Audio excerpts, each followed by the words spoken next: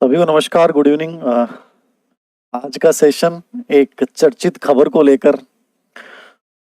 कल से बहुत सारे मैसेज थे और एक एक बच्चे को मैं कोई चीज़ समझाऊं, ये पॉसिबल नहीं है। तो मुझे लगा कि इतने सारे बच्चों के मेरे पास पर्सनली मैसेज आए हैं, तो राजस्थान के लाखों बच्चे शायद जो पढ़ाई कर रहे थे तन्मयता के साथ, उनके मन में कहीं ना कहीं एक बहुत बड़ा प्रश्न खड़ा हो गया होगा कि माननीय शिक्षा मंत्री जी जो कब क्या बयान दे देते हैं, और उस एक बयान से राजस्थान का बेरोजगार विद्यार्थी हिल जाता है। वो सोचने को खड़ा हो जाता है कि अब क्या करना है। मैंने तो ये कोचिंग ज्वाइन कर ली, मैं तो ये कोर्स कर रहा हूँ, अब क्या होगा? क्या अभी हम जिस एग्जाम की प्रिपरेशन कर रहे हैं वो होगी नहीं क्या? बहुत सारे ऐसे संदेह होते हैं। नकारात्मक खबर बहुत जल्दी फैलती है, पॉजिटिव खबर को फैलने में वर्षों लग जाता है। समझ रहे हैं? फेसबुक पेज मेरा हैक हुआ, उस पे कुछ नेगेटिव पोस्ट डाली गई, बहुत जल्दी वायरल हुई। मैं कितनी सारी अच्छी पोस्टें डालता हूँ, वो एक भी वायरल बहुत कम होती है। चल रहा है, लेकिन नेगेटिव चीज पे हमारा ध्यान जल्दी जाता है। तो कुछ ऐसी चीजें होती हैं। शिक्षा मंत्री जी ने बयान दिया है, इसको पूरा समझिएगा। मैं तो दो तीन बिंदुओं पे चर्चा करूंगा आज के सेशन में, फिर आपके सवाल भी लूंगा। क्या सर राजस्थान में एक ही एग्जाम होगा? Grade first, grade second, grade third, इन सब के लिए अलग अलग परीक्षाएं नहीं देनी, केवल एक एंट्रेंस टेस्ट देना होगा? क्या ये सच है? क्या ये 2024 से लागू हो जाएगा, या कितना समय लग सकता है? क्या ग्रेड फर्स्ट और ग्रेड सेकंड भी एंट्रेंस एग्जाम के इसी एक एग्जाम के दम पे होंगे? इसमें एक चीज और है, क्या बीएड को समाप्त किए जाने का प्रयास किया जा रहा है कि बीएड की जरूरत ही नहीं पड़ेगी, उसी एंट्रेंस एग्जाम के आधार पे जो है वो आपको एक प्रशिक्षण लेना होगा? ये सब क्या है? कितनी सच्चाई है? क्या पॉसिबिलिटीज है? मैंने पूरा 2 दिन का रिसर्च करने के बाद मैं आपके सामने हूं। मैंने अलग अलग लोगों से राय ली, शिक्षा विभाग के जुड़े हुए अधिकारियों से भी मैंने अपने लेवल पे एक चर्चा की, जो मेरे दोस्त है किसी न किसी रूप में। तो मैं जो निष्कर्ष के रूप में और जो मेरी समझ है, मैं उसी के रूप में आपके साथ बात कर रहा हूं। जरूरी नहीं है कि मैं जो बोल रहा हूं एकमात्र सत्य होगा, हो सकता है इसके अपोजिट भी हो, लेकिन जो संभावनाएं हैं और क्या हो सकता है उसी की बात कर रहा हूं। पहली बात, क्या एक ही एग्जाम राजस्थान में होगा? ये शिक्षा मंत्री जी को किसी ने सुझाव दिया कि साहब इतनी सारी एग्जाम होती हैं। उसी सुझाव के समय उन्होंने भाषण दिया और भाषण में उन्होंने इस बात का जिक्र कर दिया। किसी बात का जिक्र कर देने से वो कानून नहीं बन जाता। पता नहीं कितने मुख्यमंत्री, कितने मंत्री ने पता नहीं आज तक क्या क्या बोला होगा, क्या वैसा बन गया? नहीं। एक प्रोसेस होती है, एक कमेटी बनती है, उस कमेटी की रिपोर्ट आती है।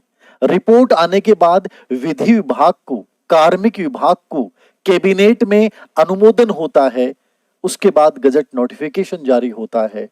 उसके बाद वो नियम लागू होते हैं। यानी ये जो मैंने प्रक्रिया बताई है, इस प्रक्रिया में कम से कम साल से 2-2 साल तक लग जाते हैं किसी एक नियम को बनाने में, किसी एक रूल्स को पारित करने में। इसलिए पहली चीज जो आप अपने दिमाग से निकाल दें, क्या सभी भर्तियों के लिए एक एंट्रेंस एग्जाम के आधार पे राजस्थान में आगामी भर्तियां होंगी? ऐसा नहीं होगा।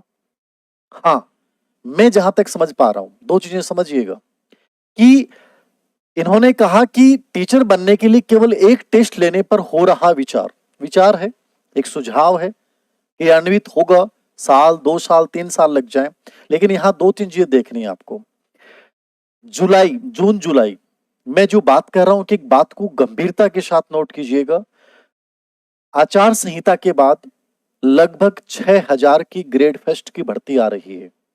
वो भर्ती जो पुराने नियम है उसी के तहत हो रही है। आचार संहिता के बाद ग्रेड सेकंड की भर्ती आ रही है। ये दोनों मैं आपको बताऊं, लगभग पुख्ता सूचना के आधार पे मैं बोल रहा हूं, ग्रेड फर्स्ट और ग्रेड सेकंड। और ये जो आपका पैटर्न था उसी पे होगा। मामूली चेंज ये हो सकता है सिलेबस में आंशिक परिवर्तन, जो हर बार होता है। जैसे पिछली बार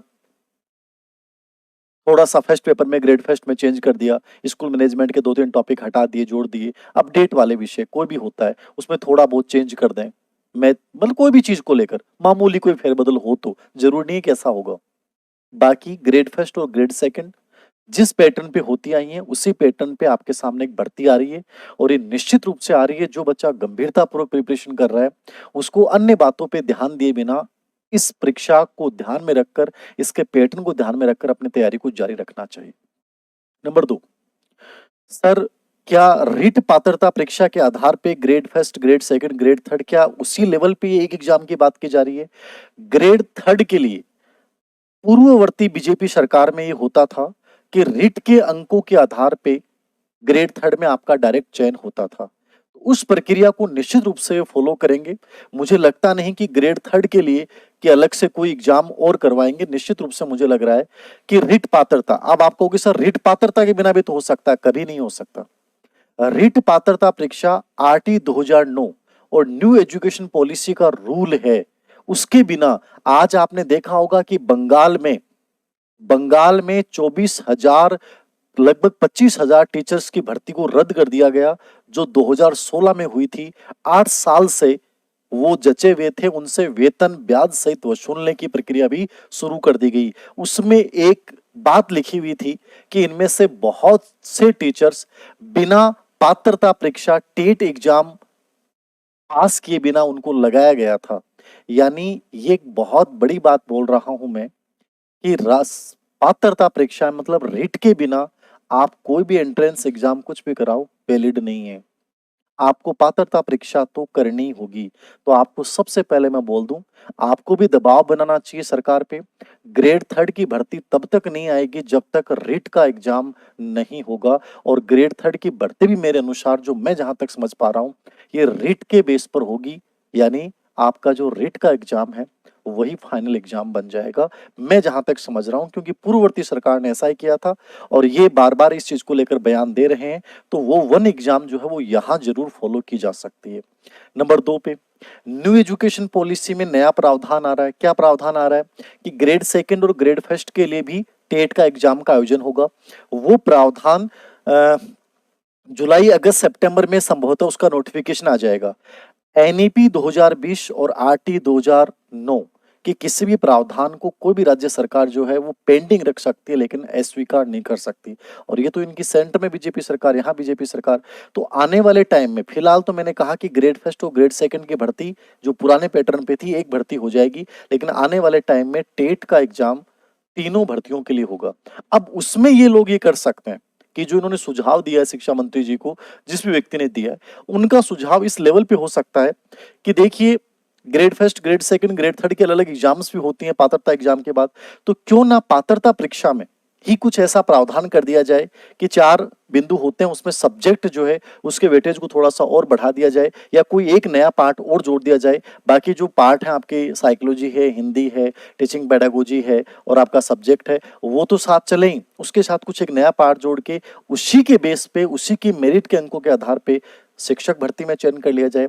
इन फ्यूचर ये चीज हो सकती है, देखने को मिल सकती है, लेकिन फिलहाल ग्रेड फर्स्ट और ग्रेड सेकंड की भर्ती मेरे अनुसार श्योर जो प्रस्तावित है और जो आएगी, जो बजट घोषणा में काफी सारी वैकेंसी आपके सामने आने वाली हैं, उसके तहत ऐसा ही होगा। समझ में आ रही है बात?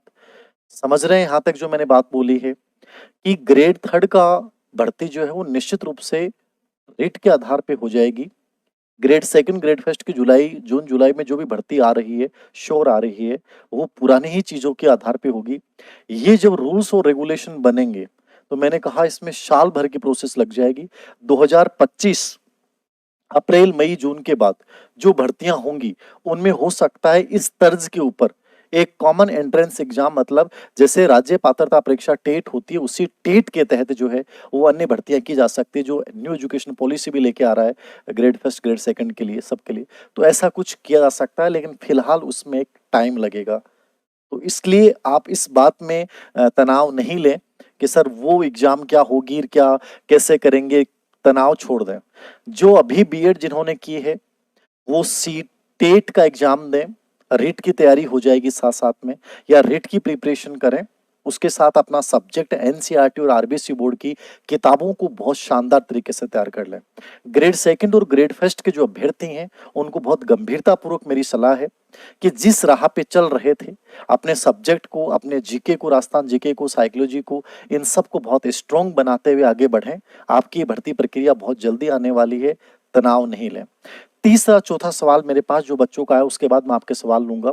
सीईटी एग्जाम समझ रहे हैं कि जो अधीनस्थ सेवा चयन बोर्ड की जो भर्तियां हैं आपके, चाहे वो एलडीसी है, चाहे आपकी पटवारी है, ठीक है, राजस्थान पुलिस वगैरह, ये सब भर्तियां हैं, ये सीईटी के तहत हैं। अभी पटवारी का कल एक आया था, जो अधीनस्थ सेवा चयन बोर्ड के सचिव डॉक्टर भागचंद बगाल जी ने बताया था कि हमारे पास 2900 समथिंग, शायद मेरे ध्यान में आ रहा है एग्जिट, की भर्ती प्रस्तावित है।